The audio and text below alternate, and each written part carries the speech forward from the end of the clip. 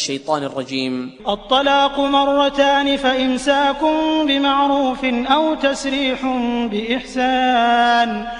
طلاق 2 بار ہے، پھر یا تو سیدھی طرح اپنے پاس رکھا جائے یا بھلے طریقے سے اسے رخصت کر دیا جائے.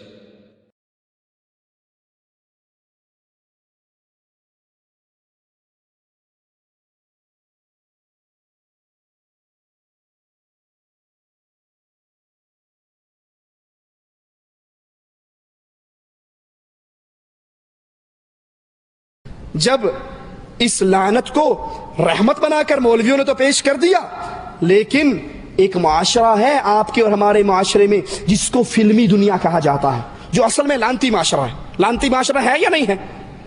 فلمی دنیا لعنتی معاشرہ ہے، لعنتی دنیا ہے. لیکن غور کرنا، یہ رحمت جو مولویوں کو رحمت نظر آ رہی ہے، فلمی دنیا اس رحمت کو رحمت نہیں مانتی. فلمی دنیا کے لوگ بھی کہتے ہیں یہ لعنت اور بدکاری ہے. آپ بھی سنیے. اللہ اکبر. مشہور اداکارہ سنگیتا اور ہمایوں قریشی دونوں میں طلاق ہو گئی. طلاق ہونے کے بعد بڑا مشہور رسالہ ہے منتھلی جو پاکستان سے نکلتا ہے، ماہنامہ دھنک. اس کے اندر اشتہار شائع ہوا. مولویوں کی سرپرستی ہے تو کاروبار ایسے ہی چلے گا.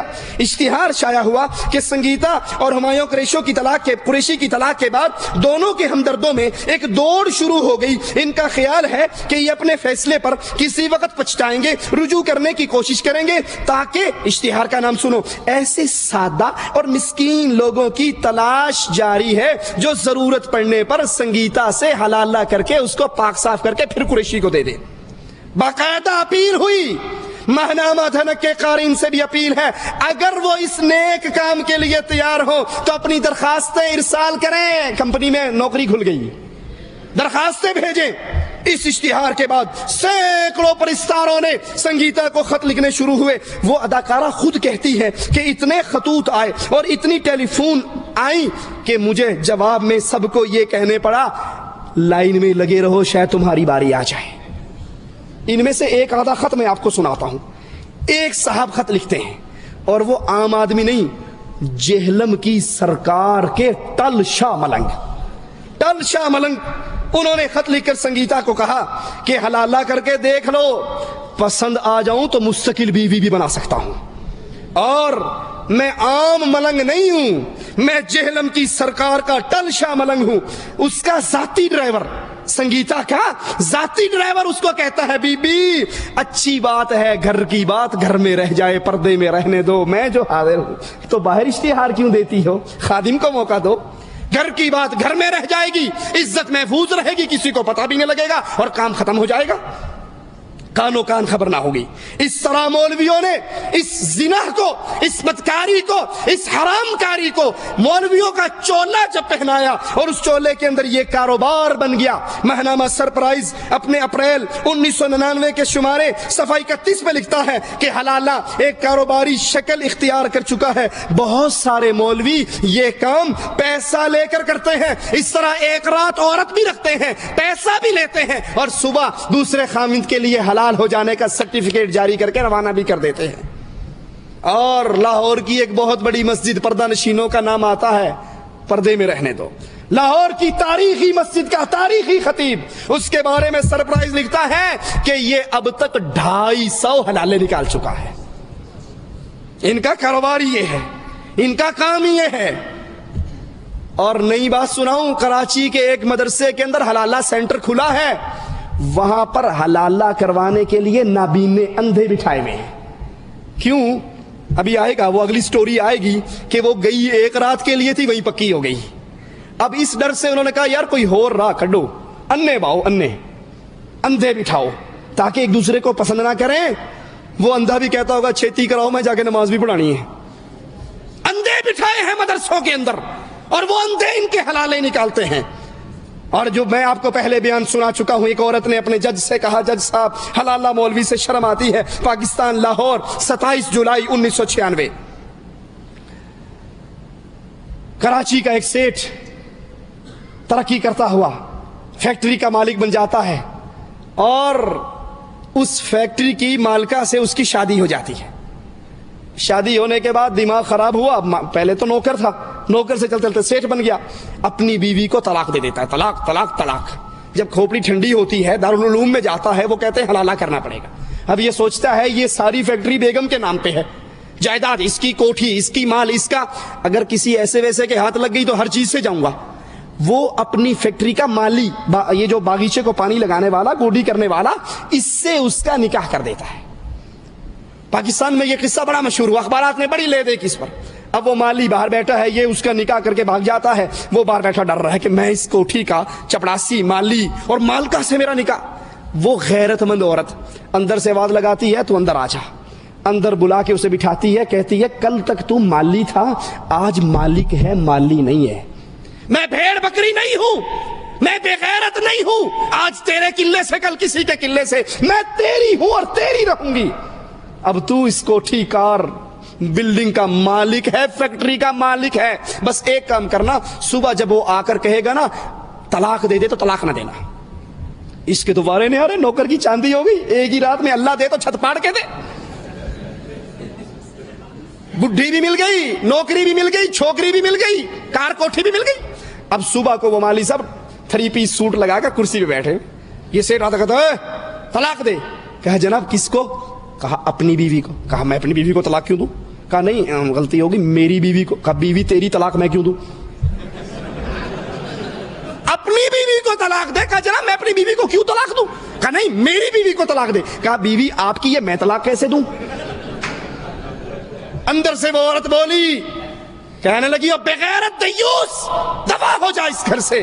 میں بغیرت نہیں ہوں کہ آج تیرے گھر میں کل کسی اور کے گھر میں، میں اسی کی بیوی ہوں، یہ میرا خاوند ہے، میں نے اس کو قبول کر لیا۔ تو نے ایک رات کے لیے نکاح کیا تھا، ہم نے ساری عمر اکٹھا رہنے کا فیصلہ کر لیا۔ مولویوں کی بے غیرتی کی وجہ سے، مولویوں کی غلط فتووں کی وجہ سے کہ حلالہ کرنا ضروری ہے، اب یہ عورت ساری عمر کے لیے بدکاری کا منہ دیکھتی ہے، کیونکہ شرعاً تو یہ بھی اسی کی بیوی تھی نا، عدت نہیں گزری تھی، عدت گزرنے کے بعد آزاد ہونا تھا، اور یہ نکاح جو حلالے کا نکاح ہے یہ نکاح نہیں ہے، بدکاری اور زنا ہے۔ تمہارے فتووں نے کن کن گھروں کو آگ لگایا ہے، کن کن کو برباد کیا ہے۔ ٹیلی ویژن کی ایک اداکارہ ہے بندیا، اس کا المیہ سنیے، میں آپ کو بتا رہا تھا، یہ کنجر خانہ جو مولویوں کا کنجر خانہ ہے، کنجریے بھی اس کو برداشت نہیں کرتی۔ اس کے خاوند نے اس کو طلاق دی، مولوی صاحب تھیلا لے کر پہنچ گئے کہ جناب اب تو یہی کرنا پڑے گا۔ تو وہ بندیا کا اخبار میں انٹرویو چھپا کہ میں تڑپ اٹھی ہوں یہ سن کر اور یہ سوچ کر، کیا مجھے اپنے خاوند کے پاس جانے کے لیے اپنا جسم کسی اور مرد کے حوالے کرنا پڑے گا۔ روزنامہ پاکستان 15 فروری 1991۔ لیکن جو ہی کرائے کے سانڈوں کو، کرائے کے بکروں کو، ان دستار اور جبے کے مالک بغیرتوں کو اس بغیرتی کی اطلاع ملی، وہ فوراً فون کال کرتے ہیں، خط لکھتے ہیں۔ اداکارہ ان خطوں کو اخبار میں شائع کرواتی ہے، کہتی ہے ایک صاحب نے لکھا، شکر ہے آپ نے حلالہ کرنے کا فیصلہ کر لیا، اور میں آپ سے اپنی اس رغبت کی وجہ سے بجا طور پہ یہ سمجھتا ہوں کہ اس موقع پر آپ خادم کو فراموش نہیں کریں گے۔ تمہارے چولوں کے نیچے، تمہاری دستاروں کے نیچے بغیرتی کا قانون، بغیرتی کا نظام، بغیرتی کا نکاح اب شرافت کے پردے میں چل رہا ہے۔ ایک سانڈ نے یوں پیشکش کی، کہتا ہے میں برسوں سے آپ کا پرستار ہوں اور حلالے کے موقع پر اس خدمت کا زیادہ حقدار ہوں۔ ایک نے کہا آپ مجھے اگر حلالے کا شرف عطا فرمائیں، آپ کی فلمی دنیا میں پیسہ لگانے کے لیے بھی تیار ہوں۔ حالانکہ ان بے غیرتوں کو پتا ہے کہ اس کنجری سے ہمارا تعلق 1 رات 2 رات 4 راتوں سے زیادہ نہیں ہے، لیکن ان مولویوں نے، ان حلالی مولویوں نے بے غیرتی کا ایک ایسا دروازہ کھولا ہے کہ اب اس بے غیرتی کو بڑی شرم اور حیا کے ساتھ تقدس کے پردے میں کیا جاتا ہے۔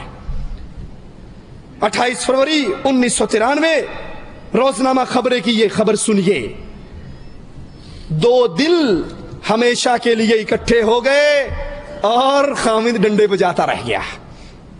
مجسٹریٹ سعید اختر انصاری کی عدالت میں گزشتہ روز شین نام کا اس کا تخصص ہے، وہ کہتا ہے، نام پورا نہیں بیان کیا، شین کے نام سے بیان کیا کہ شین نے آ کر کہا میری شادی کچھ عرصے پہلے اسلام نامی آدمی سے ہوئی تھی، اولاد نہ ہونے کی وجہ سے میری ساس نے اپنے بیٹے کو مجبور کر کے طلاق دلوا دی، تو اس نے اپنے دوست سے، نعیم نامی دوست سے میرا نکاح کر دیا کہ ایک رات کے بعد طلاق دے دے، پھر میں دوبارہ یعنی اسلام دوبارہ اس سے شادی کر لے گا، مگر میں اور نعیم اب ہمیشہ اکٹھا رہنا چاہتے ہیں، ہم علیحدگی نہیں چاہتے۔ ایک رات کے لیے چھوڑ کر گیا اور وہ ہمیشہ کے لیے اکٹھے ہو گئے۔ اللہ کے لیے سوچئے، کیا یہ بدکاری کا کام، یہ حرام کاری کیا اسلام کی سفید چادر پر بدنما داغ نہیں ہے؟ تم سمجھتے ہو ایک رات کے بعد یہ پاک ہو کر مل جائے گی؟ یہ تو ایسے ہی ہے، کوئی اپنا کپڑا دھوبی کو دے کہ دھوبی صاحب یہ کپڑا میلا ہو گیا، اس کو پاک صاف کر کو دے دو، اور وہ پاک صاف کرنے کی بجائے اس کپڑے کو پیشاب میں بھگو کے اچھی طرح لپیٹ کے اس کے حوالے کر دے، یہ پاک ہو گیا؟ تو سمجھتا ہے ایک رات اس سانڈ کے پاس، کرائے کے بکرے کے پاس رہ کر تیری بیوی پاک ہو جائے گی؟ یہ تو اور زیادہ بے غیرت بن کر آئی ہے، یہ تو اور زیادہ ناپاک ہو چکی ہے، تو نے اس کو زنا کا راستہ دکھا دیا ہے۔ ایک اور استاد، مدرسے کا استاد حافظ ادریس، 8 بچوں کا باپ، اپنی بیوی کلثوم کو طلاق دے دیتا ہے۔ روزنامہ پاکستان 24 ستمبر 1984۔ پھر پریشان ہوتا ہے کہ اب کروں کیا، کہاں سے بندہ ڈھونڈوں؟ اپنا ہی ایک شاگرد درویش جو مدرسوں میں پڑھتے ہیں، انور اس کا نام ہے، اس کے ساتھ نکاح کر دیتا ہے۔ اب وہ درویش سمجھتا ہے کہ میری شادی کس نے کرنی، غریب آدمی ہوں، درویش ہوں، مدرسے کی روٹیاں کھا کر پڑھ رہا ہوں، یہ تو بس اب قابو آ گئی تو آ گئی، خلاص۔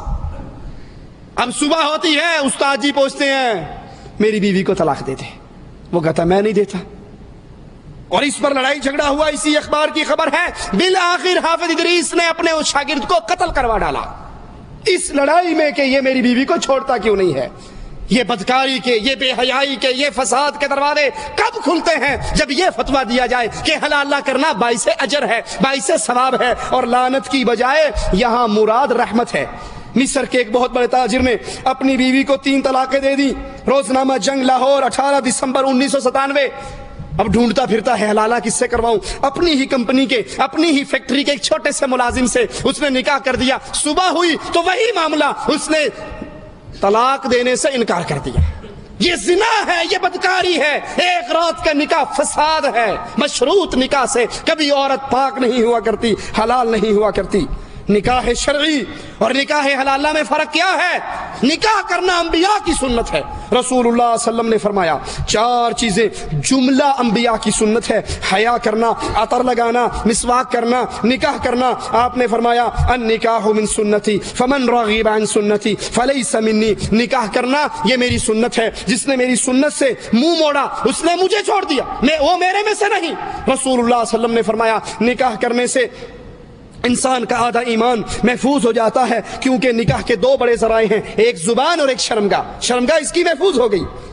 یہ نکاح شرعی ہے جس میں خوشی ہے، جس میں مبارکباد ہے، جس میں ولیمہ ہے، اور یہ نکاح جو یہاں پر کیا جاتا ہے حلالے کے نام پہ، یہ صرف بے غیرتی ہے، اور یہ اتنی بڑی بے غیرتی کا دروازہ کھلتا ہے کہ عورت کو کسی اور مرد کے ساتھ ایک رات کے لیے پیش کیا جاتا ہے۔ کیا خیال ہے یہ چھپ چھپا کر اس حلالی خامد سے دوبارہ رابطہ نہیں کرے گی؟ یہ زنا کے راستے پہ نہیں چلے گی۔ ایک غیرت مند کو تم جب اس کے منہ پہ حرام کاری کا سٹیکر لگا دیتے ہو، پھر اس کی عزت کو کون بچانے والا ہو سکتا ہے؟ اس لیے اللہ سے ڈرو، اس حرام کام کو، اس برے کام کو، اس خلاف شریعت کام کو نہ رحمت کا لقب دو، نہ اس کو حلالی کا لقب دو، بلکہ رسول اللہ صلی اللہ علیہ وسلم کی حدیث کو اپنے سامنے رکھو۔ اللہ کے نبی نے فرمایا لعنت ہے اس پر جو حلالہ کرے، اور لعنت ہے اس پر جس کے لیے حلالہ کروایا جائے۔ جب انسان اگر غلطی سے کبھی 3 طلاق اپنی بیوی کو دے دے تو عدت کے اندر اس کو حق ہے کہ وہ رجوع کر لے۔ وہ عدت کے اندر رجوع نہیں کر سکا، عدت گزر گئی ہے، تو اس کے بعد وہ نکاح کر لے۔ ایک مجلس کی 3 طلاقیں ایک شمار ہوتی ہے، اور پھر اس کی بنیاد پر جو یہ حرامے کی صورت نکالی گئی ہے، یہ تمام چیزیں اللہ کے رسول صلی اللہ علیہ وسلم کی شریعت کی مخالفت ہے، آپ کی شریعت کا مذاق ہے۔ اللہ سے دعا ہے اللہ ہمارے گناہوں کو معاف فرما دے، اللہ ہماری خطاؤں کو معاف فرما دے، اللہ ہماری سیاہ کاریوں کو معاف فرما دے، اللہ ہمیں دین کو ویسے سمجھنے کی توفیق عطا فرمائے جیسے رسول اللہ صلی اللہ علیہ وسلم سے آپ کے اصحاب کرام نے سمجھا، جیسے انہوں نے عمل کیا۔ ہمیں زندہ رکھے، ایمان پہ رکھے، موت دے اس حال میں دے اللہ ہم سے راضی ہو، ہم اپنے اللہ سے راضی ہوں۔ اقول قولی ھذا واستغفر اللہ لی ولکم ولسائر المسلمین فاستغفروہ انہ هو الغفور الرحیم۔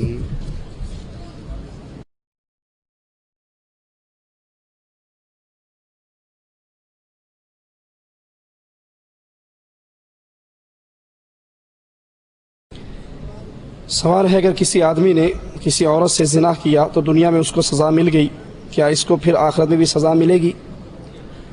اگر کسی زانی پر زنا کے بعد وہ انسان توبہ کر لے اور توبہ کے ساتھ ساتھ اس پر اسلامی شریعت میں حد قائم کر دی جائے، جو اسلام کی سزا مقرر ہے اللہ عز و جل کی طرف سے، اس کو لاگو کر دیا جائے، تو اللہ سے امید ہے انشاءاللہ وہ اس گناہ سے پاک اور صاف ہو جائے گا، جس کی دلیل رسول اللہ صلی اللہ علیہ وسلم کی حدیث میں ہمیں ملتی ہے کہ ایک عورت نے بدکاری کی، اس نے آ کر اقرار کیا، آپ نے کہا بچہ پیدا ہو جائے پھر آنا، وہ پھر آئی، آپ نے پھر کہا بچہ چھوٹا ہے، جب بڑا ہو جائے کھانے پینے کے قابل ہو جائے پھر آنا، وہ پھر آئی، اس کی توبہ خالص تھی، آپ نے اس کو بچے سے الگ کر کے اس کو سزا اس پہ لاگو کر دی، تو رسول اللہ صلی اللہ علیہ وسلم کے صحابہ نے جب اس کو رجم کیا، پتھر مارا، ایک صحابی کے کپڑوں پر خون گرا، تو انہوں نے کہا کہ یہ کتنی بری عورت تھی، اس کا گندا خون میرے کپڑوں پہ گرا۔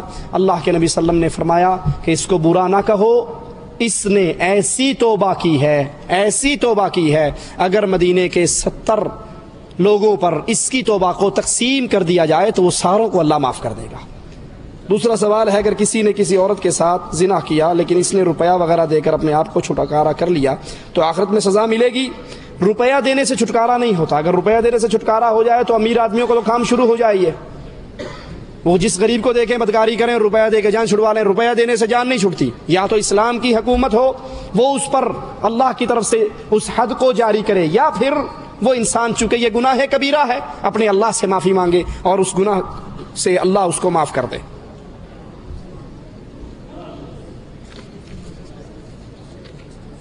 کیا حج کرنے کی اجازت ماں باپ سے لینے کی ضرورت ہے؟ نہیں، آپ کے پاس پیسہ ہے، مال ہے، آپ طاقت رکھتے ہیں حج کی، تو آپ حج کریں، یہ فرض آپ پر ہے، جیسے آپ پر نماز فرض ہے ویسے حج فرض ہے، تو نماز پڑھنے کے لیے ماں باپ سے چھٹی لیں گے کہ ابو جی نماز پڑھ لوں، یہ بھی فرض ہے وہ بھی فرض ہے۔ ہاں، جہاد ایک ایسا عمل ہے جس کے لیے جانے کے لیے رسول اللہ صلی اللہ علیہ وسلم سے نے فرمایا اپنے ماں باپ سے اجازت لینا ضروری ہے۔ حج ارکان میں سے ہے، جیسے نماز ہے ویسے حج ہے، جب اس کی طاقت ہو، شرائط اس کی پوری ہو جائیں تو آپ پہ حج کرنا ضروری ہو جاتا ہے۔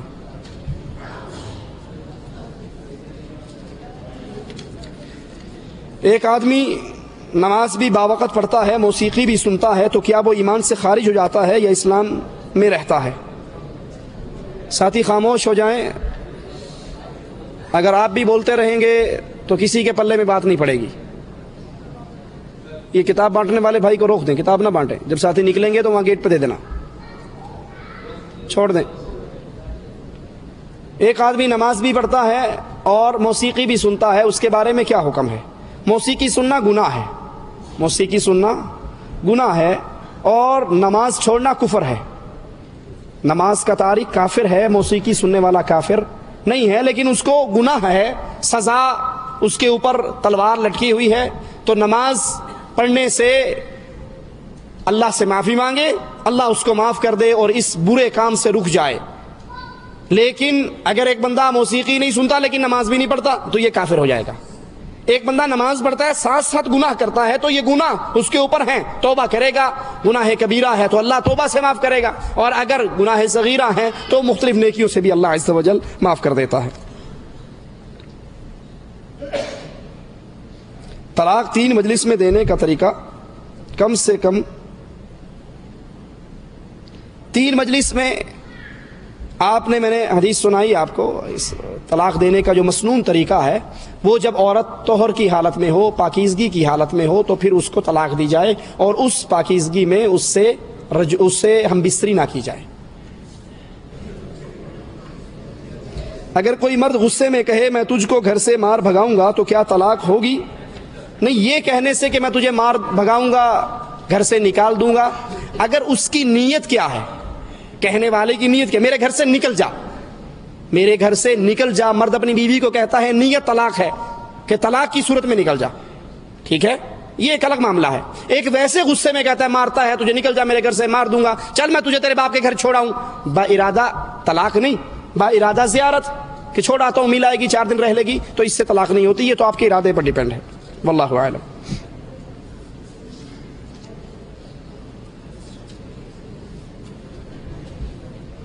ایک ٹیکسی ڈرائیور جو غیر مسلم ممالک میں رہتا ہے, وہ سینما ہال یا دوسرے گندے مقامات پر جانا چاہتا ہے, تو اس کے علاوہ کوئی چارہ نہیں, تو کیا جواب ہے؟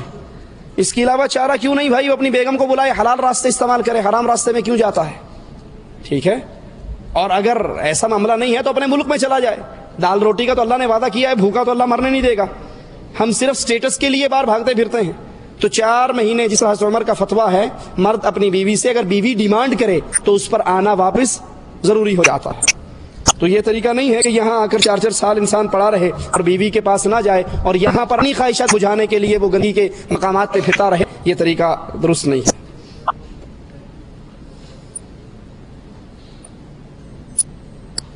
اگر کسی آدمی نے اپنی بیوی کو 1 مرتبہ 3 طلاق دے دی اور کئی سال گزر گئے, بیوی نے کسی اور مرد سے بھی نکاح نہیں کیا, تو کیا وہ اپنی بیوی سے, جی یہ 3 طلاق 1 طلاق ہوئی ہے, اب یہ دوبارہ عدت کا پیریڈ گزر گیا ہے, اب یہ دوبارہ اس سے نکاح